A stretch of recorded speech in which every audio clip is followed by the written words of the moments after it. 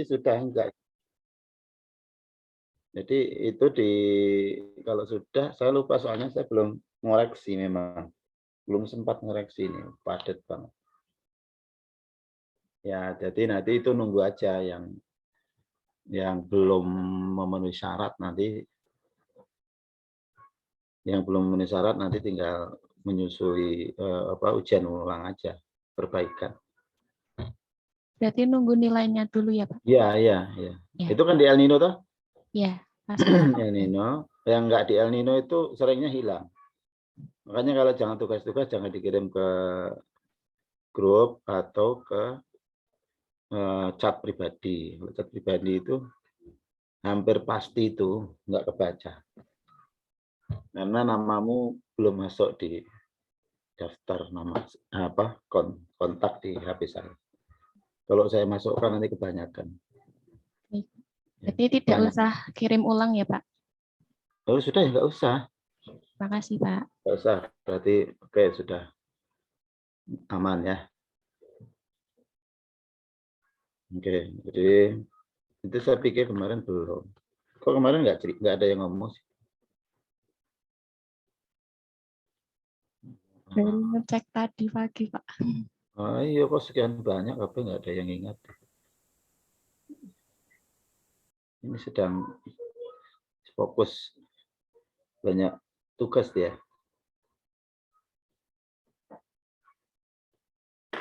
Ya, satu sisi kalau online itu begini, akhirnya yang ditutup dengan tugas. Kekurangan yang harusnya dicapai di pertemuan offline itu ditutup dengan tugas-tugas itu. Tapi tugas itu juga feedbacknya sebenarnya bagi dosen itu tambah berat. Tapi bagaimana dilema ya? Buah si malakama itu kalau tidak dikasih tugas, nilainya kurang objektif. Kalau dikasih tugas, berat tuh koreksinya. Ya, Anda sih yang mungkin Anda mengeluh tuh banyak tugas, dosen lebih banyak tugas. Ya, kamu melayani 7 orang ya. Dosen berapa semester ini? Ada berapa dosen? Ada berapa mata kuliah? 7 per 8?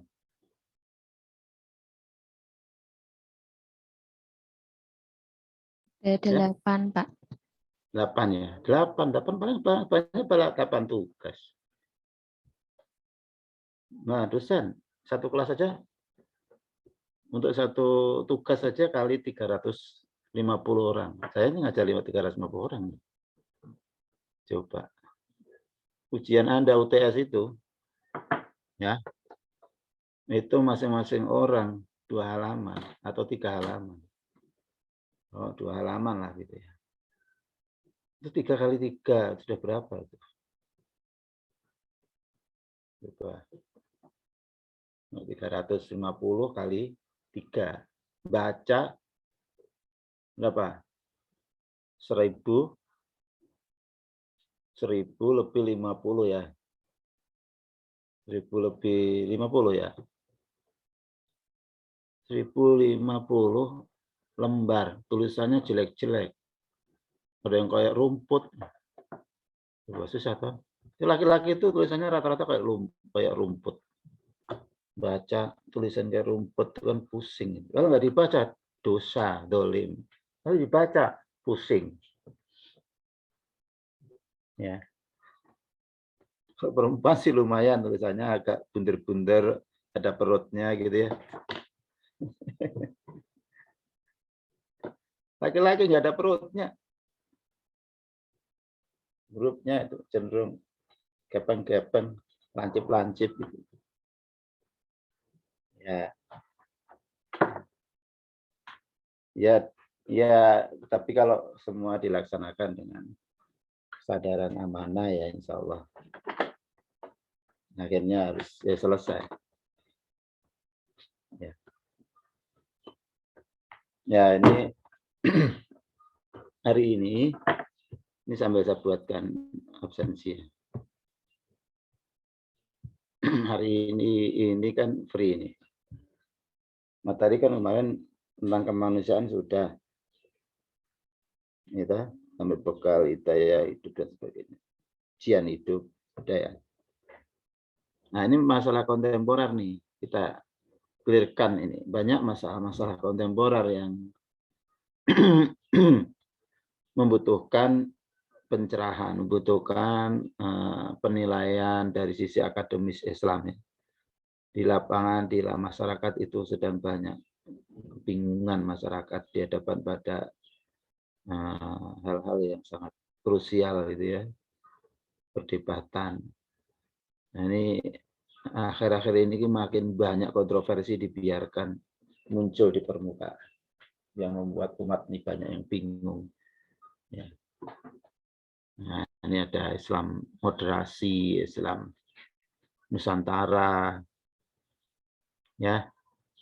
Ada sisi lain, ada dihadapkan pada lawan Islam moderasi itu diposisikan kalau nggak moderasi itu akhirnya divonis Islam garis keras, Islam radikal, teroris. Ini kan menyesatkan nih, pembodohan terhadap masyarakat. Ya. Banyak orang yang akhirnya salah bersikap terhadap apa namanya stigma-stigma seperti ini. Memang ada muatan-muatan politik yang global dan lokal itu ya.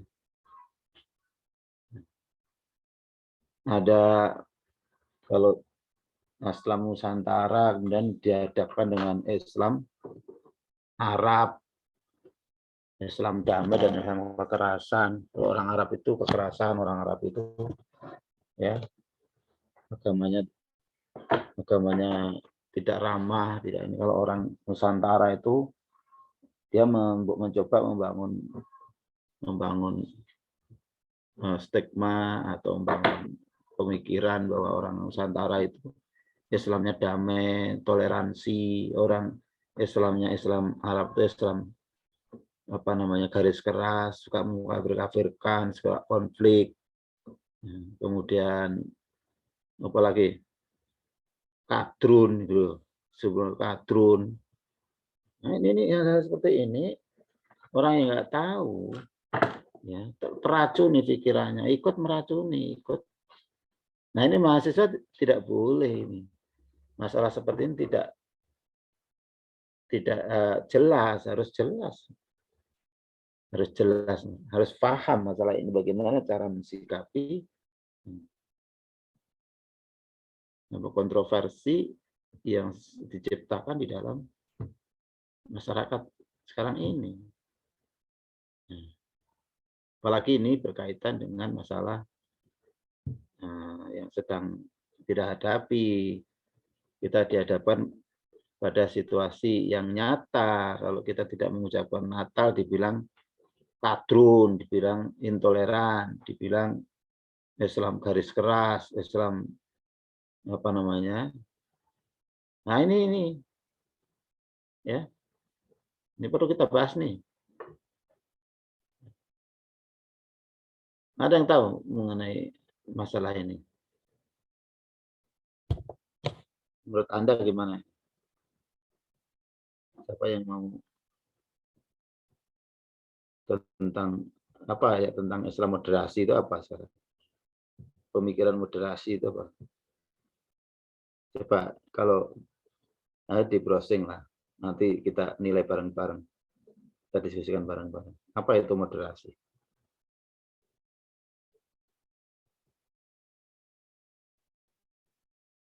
Ini akhir-akhir ini pengertian moderasi menjadi salah, menjadi kacau ini.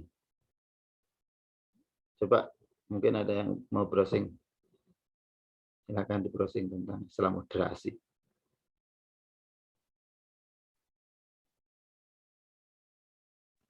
Pemikiran Islam yang orisinil dari ajaran, Pak. Oke, 1, 2 yang lain.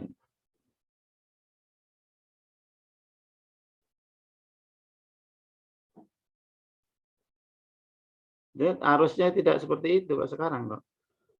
ngeklaimnya orisinal dari ajaran, tapi faktanya itu melanggar dari orisinalitas.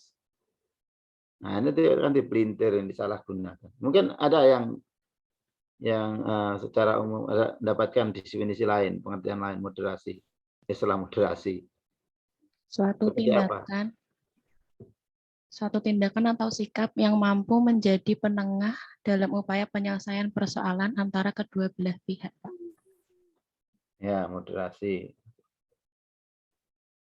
Moderasi antara kedua belah pihak atau lebih ya. Moderat itu loh kalau bahasa orangnya disebut moderat. Yang lain?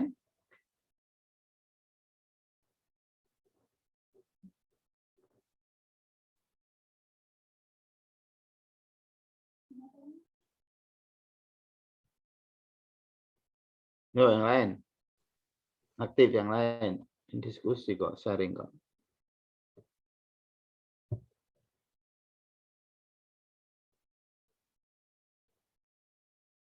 Ini tadi absensinya sudah saya buat toh? Sudah bisa? Belum ada, Pak. Oh lah, salah jam.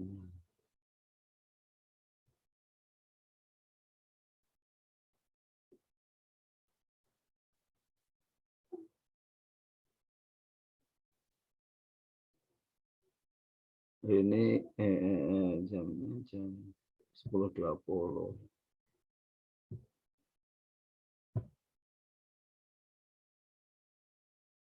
Sorry.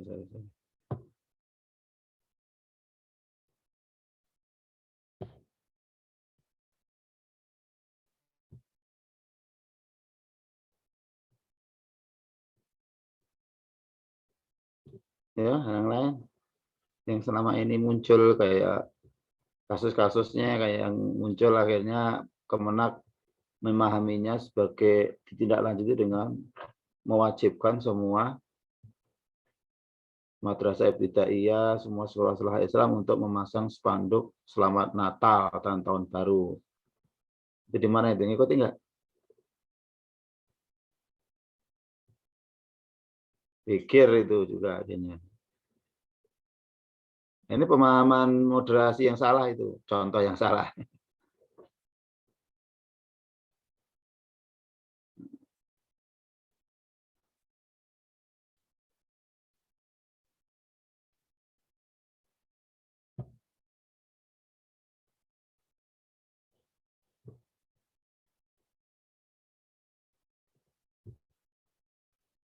Ya,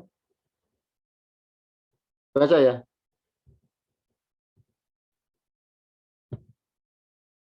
Masa enggak itu berita itu viral tuh.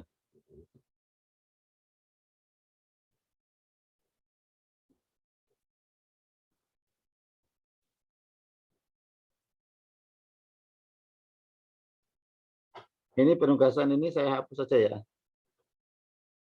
biar nggak ngaco ya. Saya hapus Ya, saja Pak. ini. Akhirnya saya hapus saja.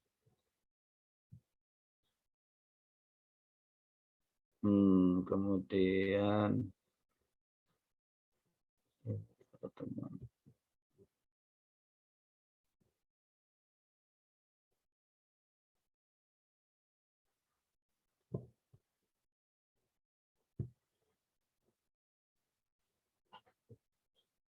Kemarin itu pembagiannya.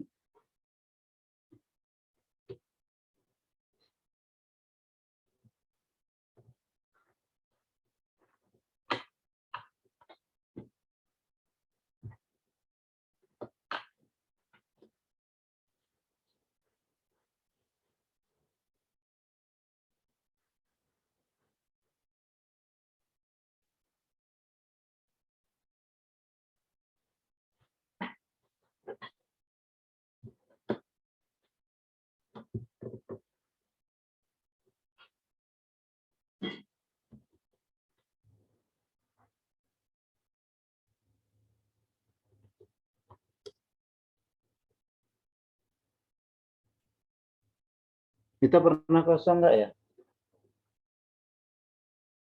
di hari Kamis itu pernah ada libur nggak? Belum pernah ya. Tapi di hari Selasa, seingat saya kita belum pernah kosong ya.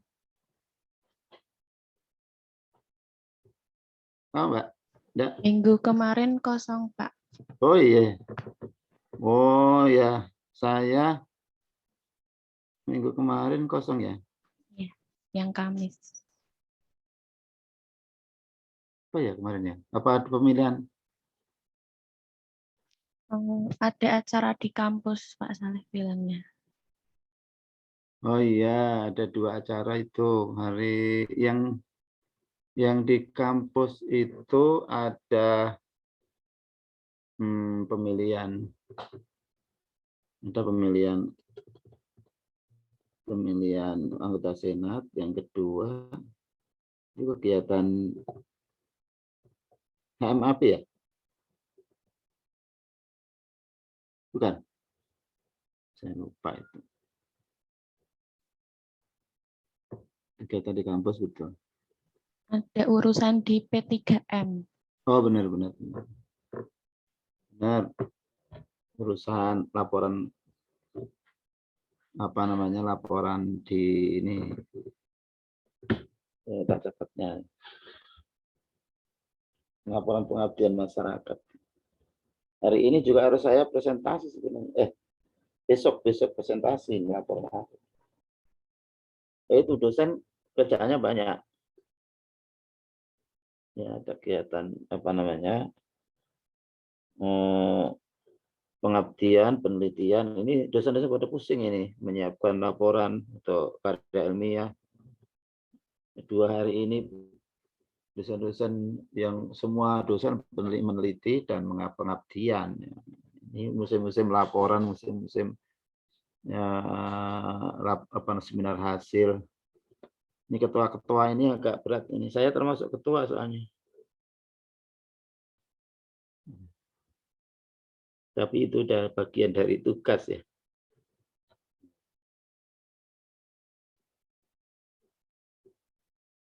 Ya, sudah dapat informasi belum? Itu pekan tanggal 20. Masuk biasanya lebih cepat ya informasinya. Tanggal 27 sampai 31 itu libur enggak itu? Dapat info, Pak. Belum. Belum. Nah, statusnya itu kalau yang dosen, yang mahasiswa itu free kegiatan enggak gitu loh.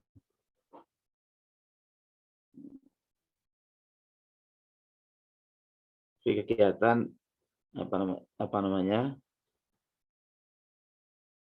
Kegiatan akademis enggak. Kalau yang admin memang. Kalau admin dan dosen memang statusnya enggak. Libur tetap absensi.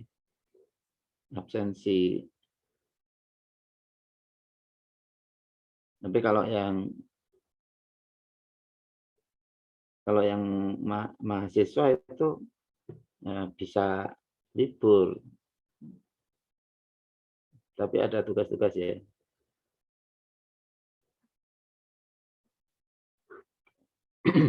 Ya. Berarti ini untuk sementara berarti tanggal 28 sama tanggal 28 ya. 28 sama tanggal 20 sama tanggal 30 itu masuk ya. Di akhir Desember itu. Biasanya itu libur terus biasanya itu. Ini enggak tahu ini. Nah, itu ada surat edaran dosen tapi tidak menyebutkan secara eksplisit. Ini kan ya. 3.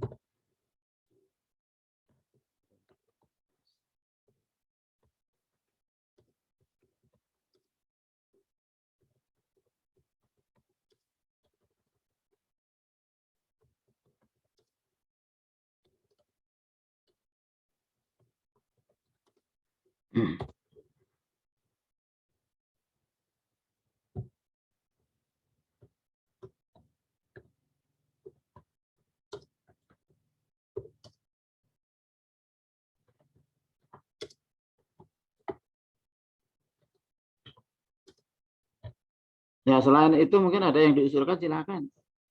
Masalah apa? Masalah kontemporer itu banyak banget. Ya. Tadi mengenai masalah persoalan yang berkembang di masyarakat, yang itu menjadi satu persoalan yang harus ada penilaiannya secara ilmiah Islami, ya. Islam sesungguhnya bagaimana menurut ilmu gitu loh. Kita bersikap dalam posisi berdasarkan ilmu. Tidak ada persoalan kepentingan politik praktis, itu enggak. Jadi medan kita ini di kampus ini bicarakan kebenaran, mana yang benar. Ya.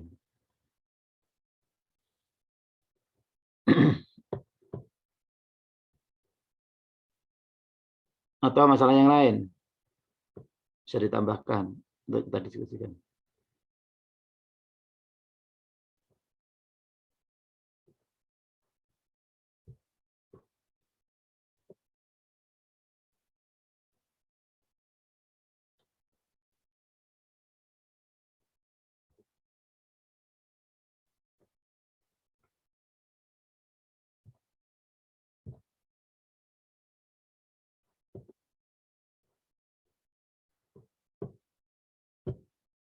Ya mumpung ketemu, nanti kalau bahas yang lain nanti nggak bebas tuh. Apa aja boleh. Kalau sudah ada babnya kita harus dilokalisir masalahnya di situ. Oh, apa boleh masalah pernikahan boleh kok. Masalah percintaan boleh menurut Islam gimana gitu kan. Ya apa yang menarik lah buat Anda, tapi itu perlu ada pencerahan. Ya. Itu Pak, yang banyak sedang viral itu kayak satu saat di pesantren dan guru ngaji itu banyak yang berlaku itu Ya, terhadap santrinya. Oke, itu juga bagus tuh. Itu perlu ya kita biar tidak salah generalisasi ya. Ini kalau generalisasinya salah jadi bisa jadi ya memfitnah banyak orang itu ya betul. Itu betul itu masalah. Nah, sebenarnya ada motif apa ya ini kok diangkat begitu ramenya gitu. Ya, bukan berarti saya mendukung, saya membenarkan itu enggak, tapi jelas itu salah. Jelas itu satu aib ya, nggak boleh terjadi dalam dunia pendidikan, apalagi dalam dunia pendidikan Islam yang mereka menyebut sebagai itu ya. Jadi memang ada ya orang-orang yang punya kelainan seksual gitu ya. Itu ada dan itu kalau tidak ada apa namanya antisipasi itu bisa terjadi seperti itu.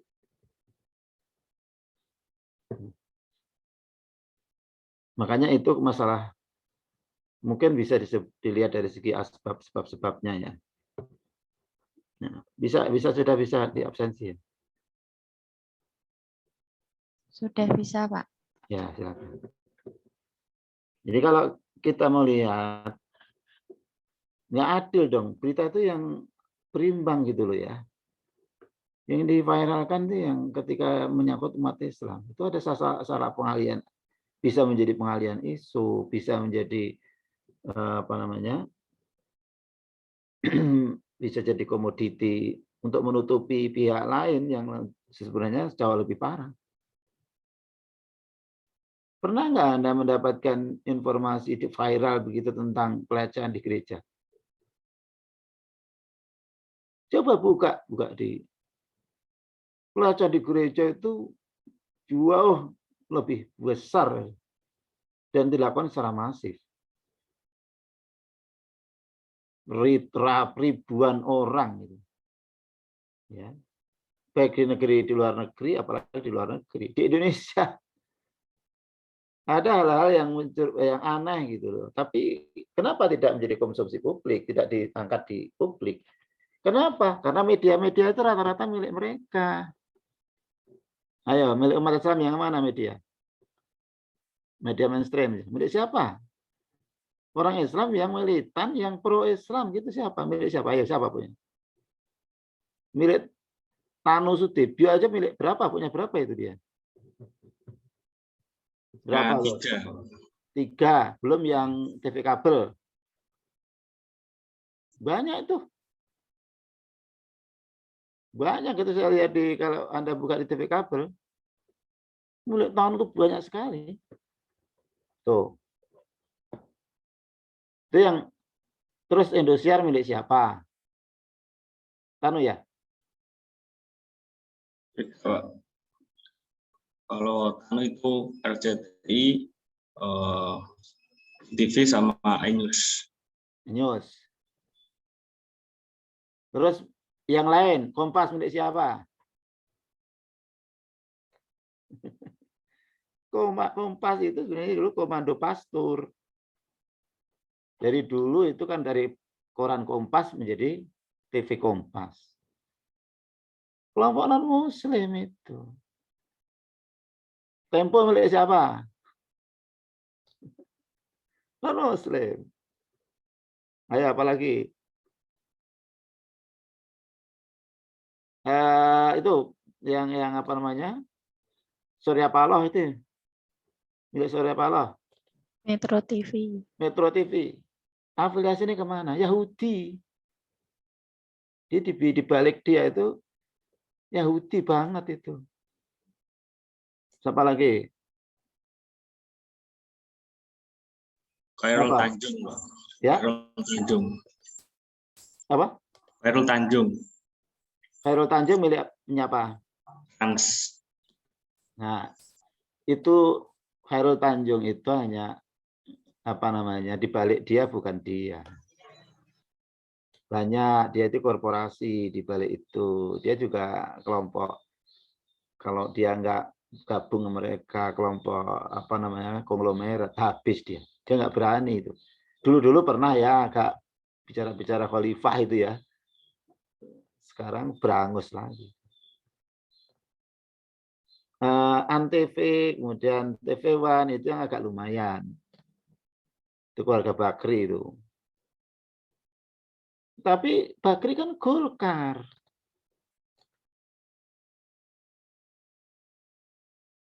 Golkar kan gabungnya sama koalisi sama mereka, mau macam-macam. Mau politik, mau pro-Islam, habis dia. Berani nggak dia bela FPI? Nggak wani. Habis dia. Makanya bicara Islam yang ideologis, Islam yang militan, nggak ada yang berani. Berita-berita untuk pro-Islam yang lurus, nggak ada yang berani. TV Global dulu namanya, sekarang jadi apa itu? Masih Global? TV, Pak. SCTV ya? Apa? Bukan ya? TV. Ya, itu TV Global itu memang dulu milik umat Islam. Sama, kita hanya punya media itu dulu TV Global. Tapi TV Global itu nggak sempat tayang. Itu sudah tempat sebentar ya itu. Waktu itu miliknya Ikatan Cendekiawan Muslim Indonesia. Waktu ketuanya masih Pak Habibie. Itu sebenarnya ada program global, Islam global, bersama dengan itu Ikatan Cendekiawan Muslim Indonesia itu dulu mengendalikan kabinet ya, kebijakan politik, semua kebijakan politik di akhir-akhir Soeharto berkuasa. Itu Pak Habibie diberikan ruang yang begitu hebatnya, terus Pak Habibie diamanai, dipilih sebagai Ketua Ikatan Cendekiawan Muslim Indonesia yang pertama. Beliau kemudian jihadnya muncul tuh. Dia membuat persemakmuran teknokrat Muslim sedunia untuk mengembalikan lagi supremasi Islam dan kewibawaan Islam. Itu bentuk dan itu ada kongres teknokrat dunia dan Habibie dipilih sebagai ketuanya. Namanya Iftihar. Nah, langkah pertamanya adalah melawan berita global yang selama ini nggak ada yang pro dengan Islam di Indonesia. namanya TV Global. Nah, waktu itu masih membiayai operasionalnya, mahal memang TV itu. Jadi Anda bisa bayangkan kalau orang punya 3 TV itu berapa kekayaannya itu. Dan itu dia tidak sendirian, dia di balik itu ditopang yang lain. Korporasi itu semua TV itu. Pemerintah aja nggak bisa itu mengintervensi itu. Pemerintah punya televisi, TVRI. Itu hidup sekian mati tak mau itu. Nggak laku. Ya malah sekarang malah kebanyakan isi-isinya malah kembali seperti zaman Orde Baru awal itu. Ya, acara-acara keislaman tingkat pusat itu malah nggak ada. TV Global itu betul itu disiapkan untuk program ya, untuk memberikan perimbangan berita, mengantis berita-berita yang menyudutkan Islam. Tapi karena kemudian Habibie dihabisi Amerika dan kawan-kawannya dan orang-orang pro Barat non-Muslim itu sampai kemudian Habibie gagal menjadi presiden lagi karena ditolak itu pertanggungjawabannya. Mereka melakukan berbagai cara untuk membunuh karakter Habibie. Berhasil. Habibie akhirnya tidak jadi presiden karena Habibie punya program besar yang membawa mereka sangat takut itu. Iftihar itu diikuti oleh negara-negara Islam dunia. Setelah Habibie turun, dicegal itu, ya akhirnya nggak bisa biayai. Akhirnya dijual ke Bimantara, anaknya Soeharto. Siapa itu namanya? Adiknya Tommy itu siapa? Adiknya Tommy. Nah, itu masih saudara saya sebenarnya itu. jadi kakek saya itu sama kakeknya Tommy itu ya masih saudara. Tapi karena kakek saya itu sudah keluar dari keraton, memilih jalan Islam, nah, akhirnya ya sudah dari awal mula sudah pisah. Nggak mau kolaborasi. Kan punya Tommy Kristen. Soeharto ini Kejawen, jadi Kalitan itu isinya Kejawen sama Kristen. Yang mbah saya keluar dari situ, jadi orang biasa. Jadi petani, terus anaknya semua disantrikan. Ya. Nggak ketemu. Nah, ini ngomong apa tadi? Jadi Tommy Bimantara itu adiknya Tommy, siapa itu? Nah, akhirnya dijadikan TV ABG, dari TV Islam jadi TV ABG. Nah, akhirnya dijual laku, uangnya itu ya dipakai untuk mendirikan Universitas Al-Azhar Jakarta itu. Itu hasil menjual TV itu. Jadi Universitas Al-Azhar Jakarta. Kemudian yang kedua kita hanya punya koran satu-satunya umat Islam itu. Namanya Republika. Jadi satu paket Republika sama TV Global. Kalau pertama sebenarnya koran Republika itu dulu. Kenapa koran Republika itu sekarang nggak dulu sampai kalah saing terus? Kehadiran Republika itu membuat Kompas paling kebakaran jenggot. Padahal nggak punya jenggot ya. Waktu itu Kompas kan sudah merajai ya semuanya ya. Muncul Republika, itu sahamnya dijual ke umat Islam. Ya, saya ikut menjual itu. Harganya waktu itu satu sahamnya itu kira-kira hanya Rp500. Akhirnya punya koran, betul-betul koran umat Islam itu. Nah itu waktu itu terbit awal-awal itu dibeli Kompas itu tanpa sepengetahuan dari pusat. Ternyata sampai di Jawa Tengah dibeli Kompas lalu ditumpuk di gudang, enggak beredar. Kurang ajar Kompas itu. Saya punya dendam lama itu. Saya masih dendam dengan Kompas itu karena saya dulu juga sekretaris eksekutifnya EJMT Jawa Tengah.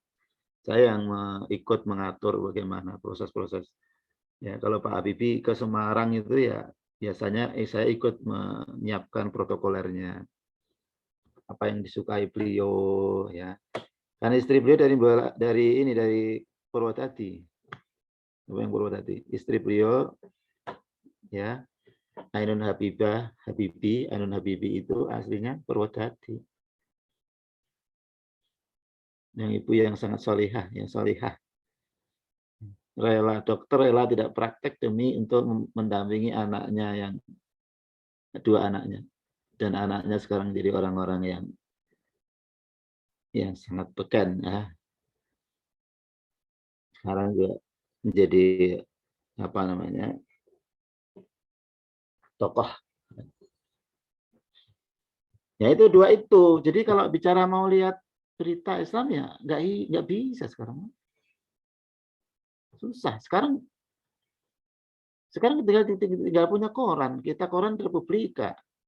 Koran sekarang nggak laku kalah sama HP kan, digulung HP itu. Koran-koran sekarang digulung HP semuanya. HP memang kejam. Berapa ribu orang kehilangan pekerjaan gara-gara HP. Anda mendukung HP. Anda kejam berarti. Simpulannya ngawur ini. Ya, jadi coba. Iya, Anda lihatlah sekarang. Kalau mau lihat berita tentang pelecehan seksual di gereja. Ngeri, Mas. Di sana kan memang dilarang, mereka biarawan, biarawati, pendeta kan nggak boleh nikah. Kan berapa ribu mereka itu. Nggak boleh nikah. Itu kan akhirnya apa yang terjadi? Ya akhirnya kompensasinya kemana-mana itu banyak. Akhirnya di banyak mereka biarawati hamil. Jamaahnya hamil. Banyak karena kelakuan para pendeta. Aneh kan? Di sana nggak ada TK, nggak ada, tapi kok banyak panti ada di sana tidak ada ini. Tahu-tahu banyak panti asuhan. Kenapa di gereja-gereja itu punya gandengannya panti asuhan, panti ya. Anak-anak siapa itu? Itu diakui loh. Banyak anak-anak hasil perzinahan antara pendeta dan biarawati. Karena hukum agamanya melarang mereka nikah. Nah, mereka nggak mungkin mengakui itu anaknya toh. Buat aja panti asuhan. Itu anak hasil-hasil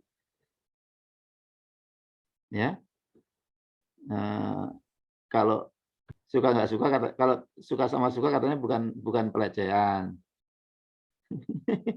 Itu mau diterapkan di kampus tuh. Pertimbangannya kalau persetujuan dari yang bersangkutan tidak pelecehan. Nanti di kampus banyak terjadi perilaku kebinatangan ya. Tidak dianggap sebuah pelecehan kekerasan seksual karena mereka memanfaatkan kan suka sama suka, sama persetujuan. Itu loh agenda di balik itu. Pura-puranya membela mereka korban, tapi ingin mengembangkan budaya yang dipayungi hukum, ya karena ya hukum kebebasan seksual di kampus.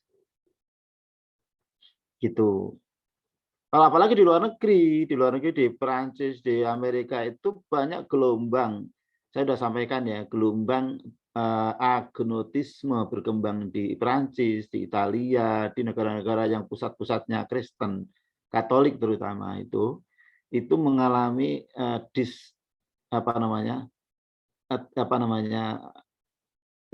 tidak ada kepercayaan atau ketidakpercayaan, distrust.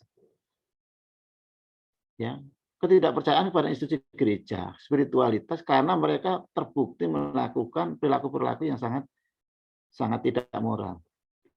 Mereka ini bahkan sudah puncaknya itu di Brasil, di mana-mana itu para orang-orang suci kalau siang pakai jubah putih, pengampun dosa, ya, berkhotbah begitu sangat mulia seakan-akan orang suci.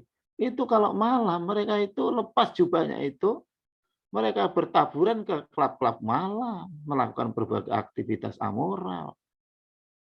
Begitu. Bahkan homoseks. Nah, mereka ini adalah pelaku-pelaku apa namanya LGBT. Bahkan di Perancis itu terjadi demo masyarakat terhadap anggota legislatif yang masih fanatik. Padahal sesungguhnya fanatik anti LGBT, padahal mereka sendiri juga pelaku suci. Masyarakatnya menolak karena masyarakat sudah pro LGBT jadi budaya. Jadi antara masyarakat dan institusi gereja itu sudah sama-sama rusak. Itu nggak pernah ada yang memberitakan. Tapi faktanya itu gereja-gereja akhirnya tidak diminati orang itu gara-gara emang distrust tadi. Di Indonesia juga kasus-kasus banyak loh ya, nggak diangkat. Ini ada sekolah yang atas namanya pesantren, padahal ternyata bukan pesantren. Dibilang ustadz, ya dia bukan ustadz yang alim, bukan orang lulusan pesantren. Ya, melakukan kegiatan apa namanya asusila seperti itu. Satu lembaga yang kecil itu dijadikan sebagai alat justifikasi terhadap sekian ribu pesantren. Coba, itu kan karena framing. Karena kita jangan terpancing kemudian ini jelas dari motif. Ada kasus satu di framing seakan-akan semua pesantren itu jelek. Loh, apalagi itu pesantrennya nggak signifikan, nggak mewakili keilmuannya, nggak mewakili keulamaannya, tidak mewakili. Jangan-jangan dia memang dari awal mendirikan lembaga pendidikan itu untuk mencari mangsa itu. Kan gampang orang dikumpulkan atas nama yuk ngaji gitu. Nah, ini terjadi. Wah, apalagi yang memang fitrahnya dibunuh, ya akhirnya kan oleh agama, nggak boleh nikah.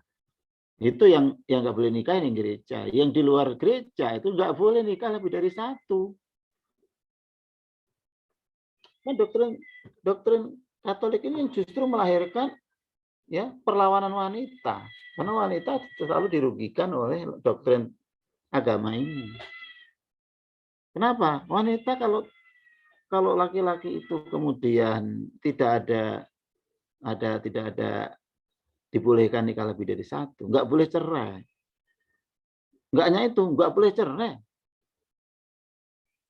Padahal realitas manusia itu kan banyak yang nggak cocok.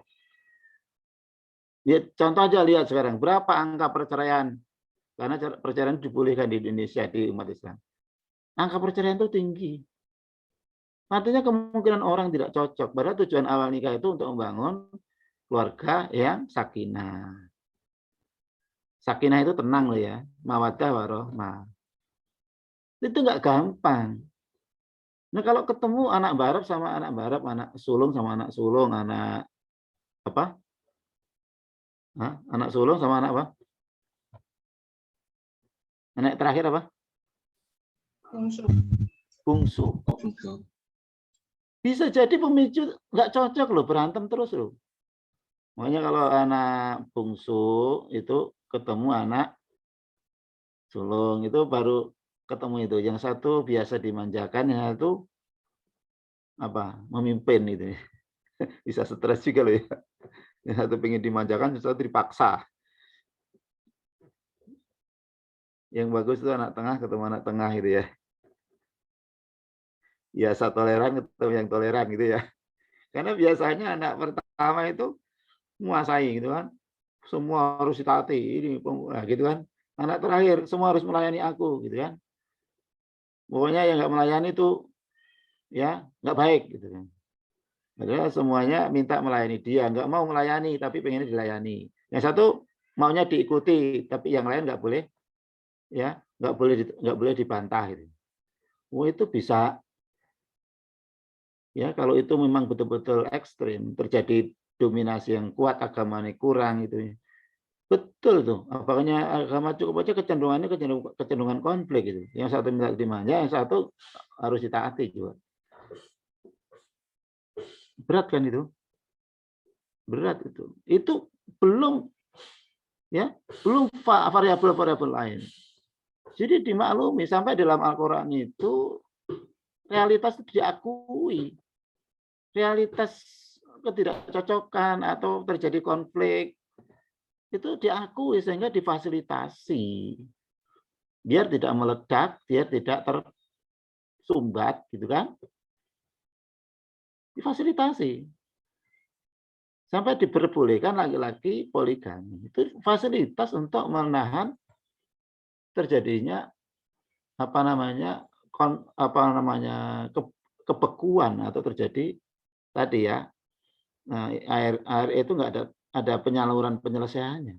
Akhirnya caranya dengan diam-diam, cara dengan tidak formal, tidak transparan. Begitu. Nah ini harus adil ya. Kita jangan terjebak ini. Ini ada tujuan-tujuan untuk menghancurkan Islam secara umum ya ini.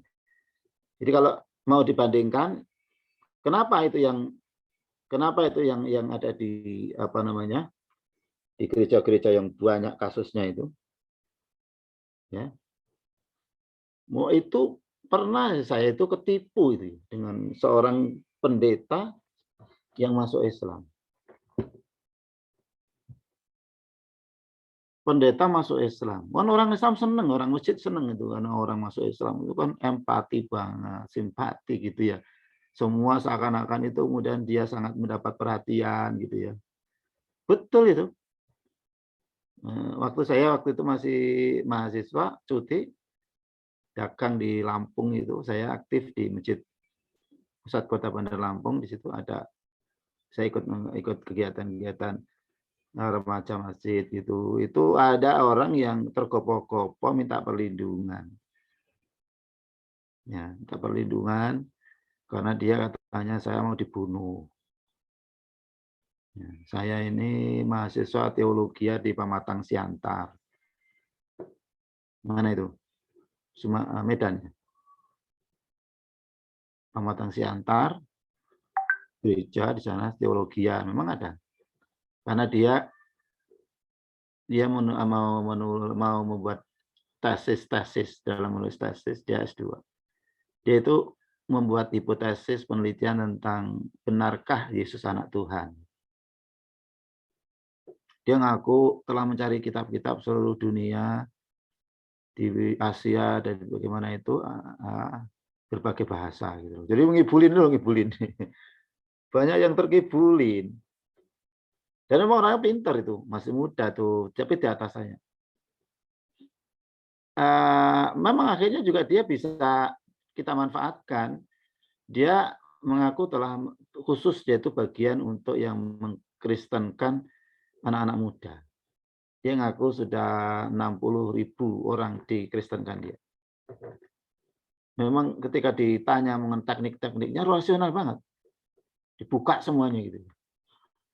Kemudian kita syahadatkan, ya mau kita uji dulu. Ternyata kita merasa yakin.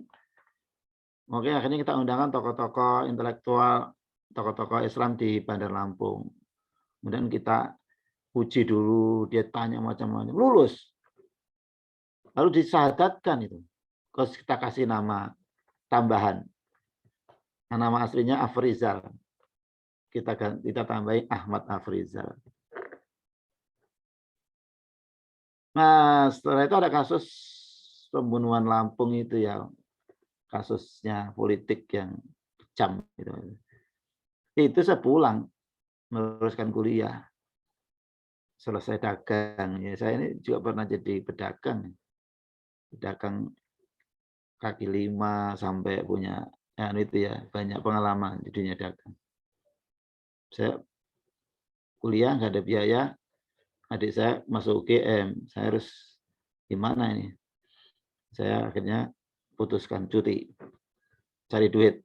Siangnya cari duit, malamnya ya gabung dengan teman-teman aktivis. Nah itu saya kembali ke sana ada kabar, tolong Mas kalau ada orang ini larinya katanya di Semarang gitu. Ternyata dia itu dikasih tempat, dikasih masjid, itu akhirnya apa? Melakukan pelecehan seksual terhadap aktivis masjid. Kasus dia. Ngapusi banyak, terus salah satunya dia melakukan pelecehan seksual. Beberapa orang jadi korban. Ya mungkin dia sudah memang ya masuk Islam, tapi ini kan dia nggak punya istri juga. Sekian lama nggak punya istri karena jadi pendeta dia. Jadi kayak gitu itu terjadi, Bos. Ya, jadi saya kira ini kalau kemudian mau digeneralisasi kemudian untuk mencoreng pesantren-pesantren adalah ketahuan itu. Ya sudah itu kriminal lah. Orang punya kelainan seksual itu ada dan itu harus memang diawasi, setuju. Tapi itu kan kalau di pesantren jarang sekali, jauh banget. Ya, di pesantren sangat rapi. Yang pesantren-pesantren yang maju itu rapi sekali. Tidak akan terjadi seperti itu.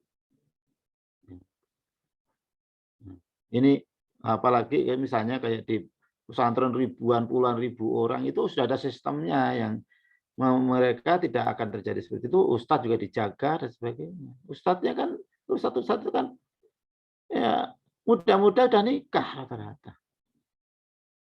Ya, ustadz muda itu di pesantren itu enggak rata-rata kalau calon ustadz itu lulus pondok itu sudah pikirannya sudah yang santrinya juga pikirannya pengen dapat ustadz gitu ya, pengen dapat ustadz muda gitu ya. Yang ustadz muda juga pengen dapat alumni kan gitu kan. Itu. Jadi rata-rata nikah muda. Kalau di gereja kan malah nggak boleh nikah. Gimana itu? Dan di sana poligami juga boleh di pesantren itu kan. Nah, kiai poligami boleh, tapi poligaminya kiai kan taat syariat. Itu aman toh. Ada koridor yang aman gitu kan. Nah, saya kira ini harus disikapi dengan bijak ya. Tapi tetap saja itu sesuatu yang memang nggak boleh. Haram. Nah, itu kalau begitu harus kalau dalam Islam kalau belum nikah ya dia dicambuk 100 kali itu. Bahkan kalau perkosaan seperti itu ya, kalau perkosa itu tidak cambuk 100 kali. Bahkan sampai ada kalau sudah keluarga itu dirajam, disalib. Harus sampai begitu. Kalau sampai dia memperkosa. Gitu ya. Sayang ya kita nggak punya berita untuk mengkantor, menetralisir itu agar tidak berlebihan. Kalau mau dibuat generalisasi kan teori statistiknya nggak masuk. Sangat jauh dari teori statistiknya. Umat Islam sekian satu pesantren kok kemudian bisa dipakai generalisasi 100.000 pesantren misalnya. Iya nggak bisa sama sekali kalau itu dijadikan teori generalisasi. Mau itu nggak lulus tuh, nggak bisa ya. Kalau dibikin skripsi ya nggak lulus. Sampelmu kurang. Itulah. Oke, yang lain.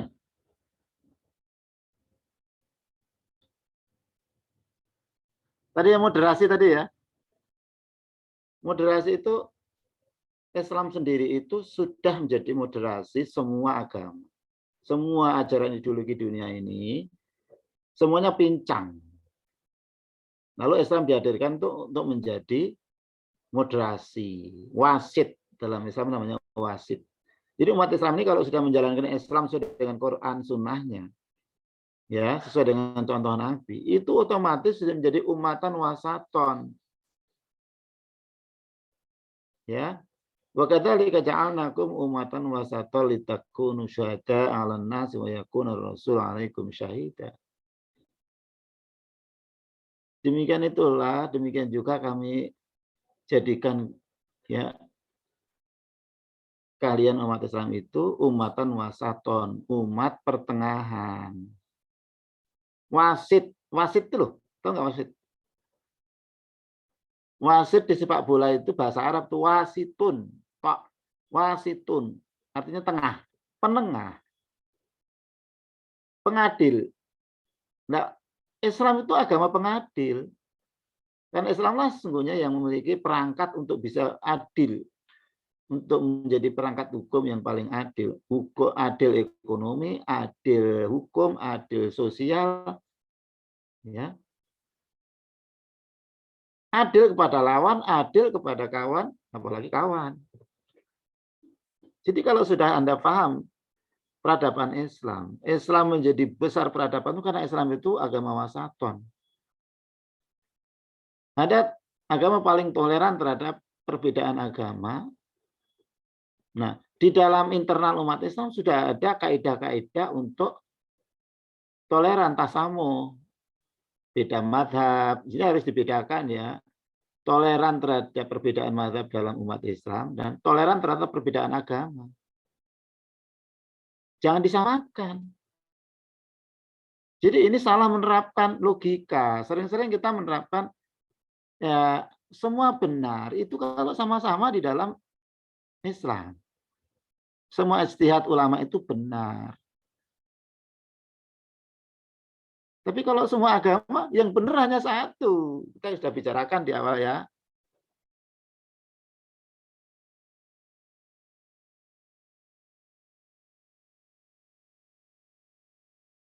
Afu ummati rahmatun. Perbedaan pendapat umatku. Ini umatku loh. Rasulullah bilang bersabda umatku. Kalau non-muslim bukan umatku.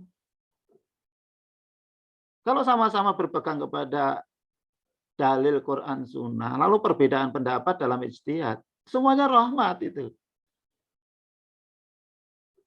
Tapi kalau perbedaan akidah, yang satu rahmat, satu laknat. Ini loh. Yang rahmat itu yang tauhid. Yang syirik, laknat. Loh kok kita campur adukkan? Beda agama, kok semuanya dibilang rahmat. Ikhtilafu umati rahmatun pakai dalil itu goblok. Penerapan dalil yang salah. Mat'unya, objeknya itu beda. Objeknya untuk umat Islam dipakai untuk umat Islam dan non-umat Islam. Itu kan kebodohan dalam memahami agama. Dalam menafsirkan ayat. Ya, jadi ikhtilafu umati itu umat Muhammad itu semuanya berpegang Quran dan Sunnah. Lalu ada perbedaan fikih, ada Muhammadiyah, NU, semuanya rahmat itu. Jangan kau perlakukan saudara yang berbeda pendapat dalam Islam kok sebagai laknat. Diperlakukan seperti orang musyrik. Itu yang nggak boleh, itu yang nggak moderat, itu nggak moderasi namanya. Nah, moderasi dalam Islam itu adalah ya pemahaman tengah di antara perbedaan pendapat yang ada itu harus dimoderasi berdasarkan ilmu. Setuju kan tadi apa yang dikatakan Albina tadi? Moderasi kembali kepada ilmu. Nah, kalau ada orang ekstrem memegangi fikih ekstrem, pokoknya kalau celana nggak cingkrang itu, ya, sholatnya tidak sah, itu ekstrem dalam fikih, nggak boleh. Ya, ekstrem dalam itu harus dilihat itu. Ya, dua-duanya dalam posisi benar semua. Tapi harus dilihat dari konteks hadis itu. Nah, ini butuh wawasan kepada ilmu sehingga menjadi moderasi gitu loh. Toleran dalam perbedaan umat. Loh, zaman Nabi dan Nabi itu di Mekah, di Arab. Zaman Nabi itu kan sampai dalil keluar loh. Siapa yang tidak mau menaikkan pakaiannya sampai di atas mata kaki atau isbal, Allah nggak melihat dia. Allah nggak melihat dia. Dan itu dipakai di luar sholat maupun di dalam sholat gitu kan. Loh. Tapi kemudian kita tahu kenapa kok dilarang. Kenapa Allah nggak mau melihat. Itu ketika kasusnya Abu Bakar minta mempertanyakan pada Nabi, bagaimana saya ini susah ini untuk menjaga kain saya tetap di atas mata kaki. Ya, Nabi menjawab, oh ya, yang penting tidak sombong. Loh, ketemu atau sekarang latar belakangnya kenapa? Sombong. Loh, kok bisa orang menurunkan kainnya di bawah mata kaki disebut sombong? Orang Arab udah paham itu. Nggak usah dijelaskan, orang Arab paham. Orang Arab waktu itu sangat paham. Kenapa?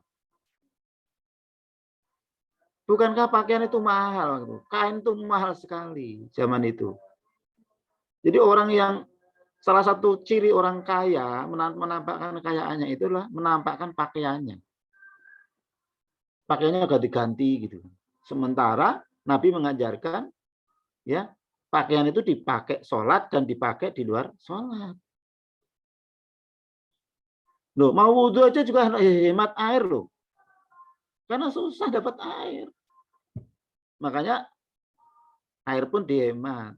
Pakaian pun jangan sampai kena najis. Nanti untuk sholat juga. Nabi sendiri itu menjaga pakaian tuh hanya 3. Sahabat-sahabat punya 3. Ya. Rata-rata itu. Kamu berapa kamu? Bella. Dia. Bajumu berapa? Nggak terhitung toh? Susah jawabnya itu. Dimas berapa celana, berapa bajumu? Banyak toh? Banyak, Pak.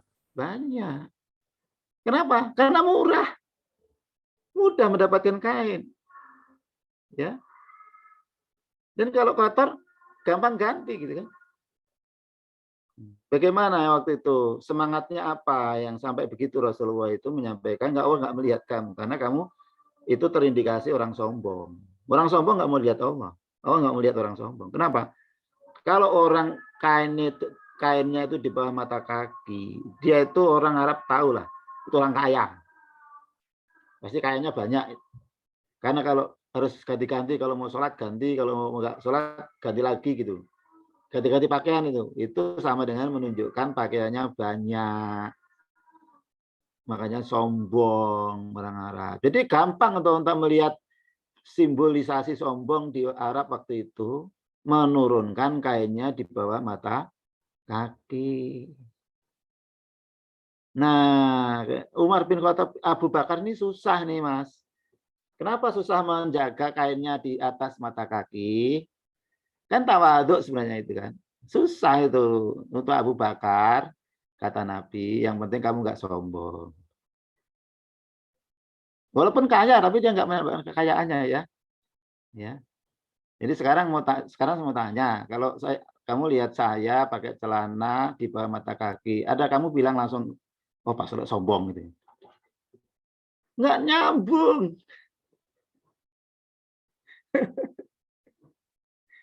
Terus sekarang ngambilnya di generalisasi textbook. Wah kalau pakaian di bawah mata kaki sombong, Allah nggak mau lihat. Makanya pakaian yang benar adalah di atas mata kaki.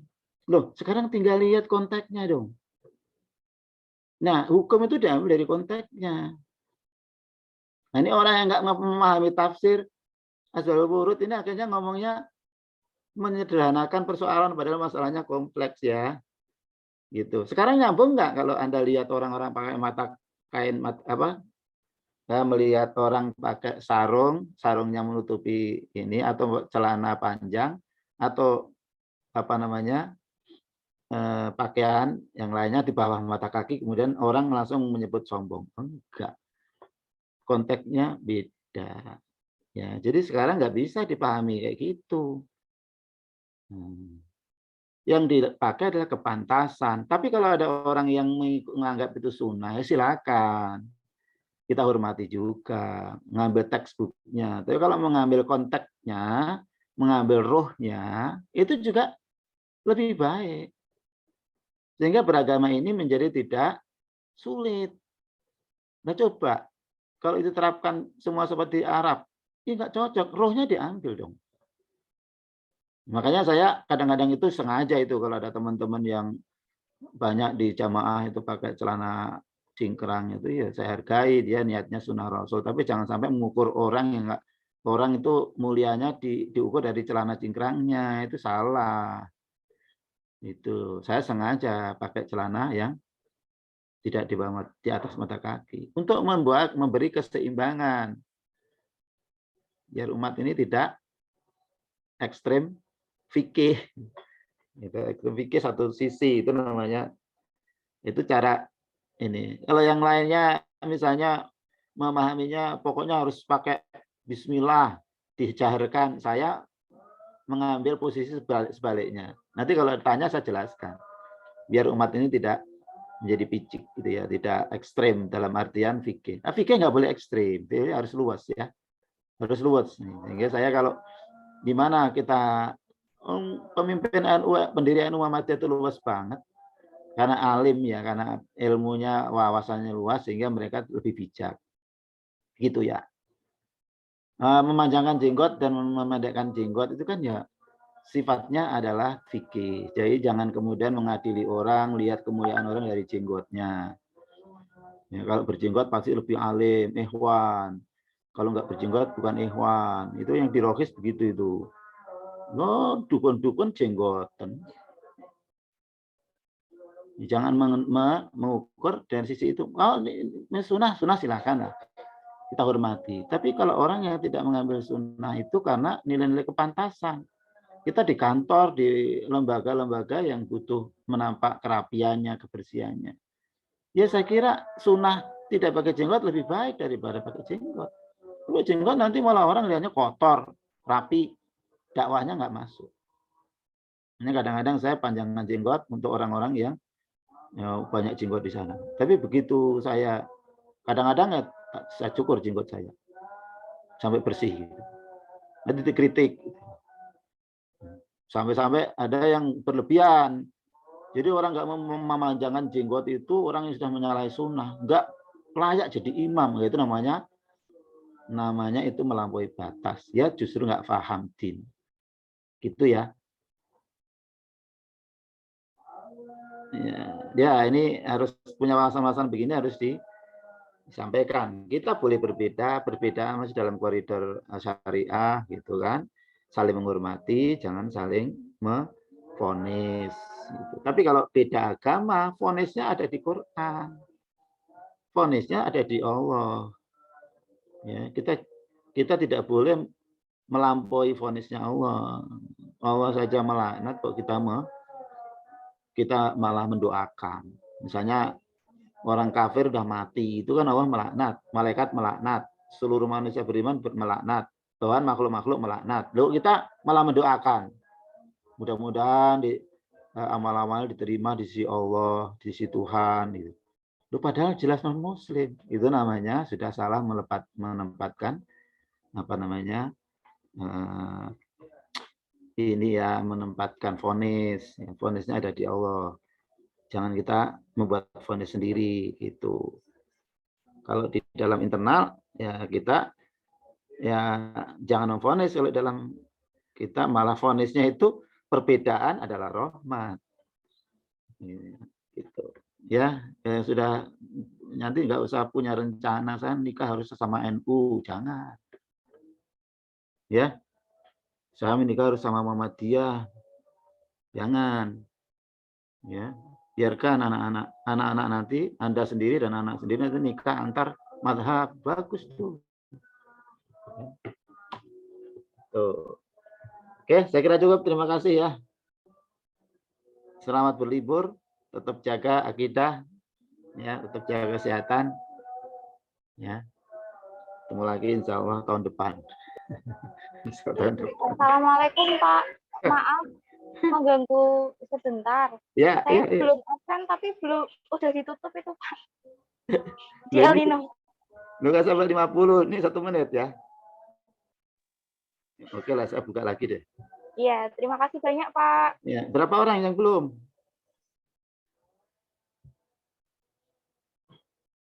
Saya perpanjang ya, sebentar.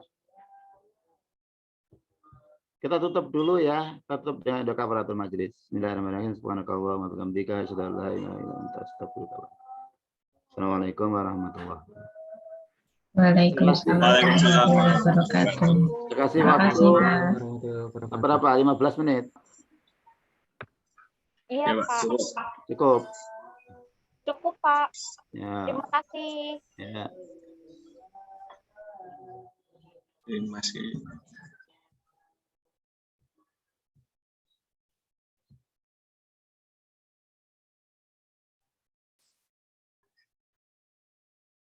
Oh,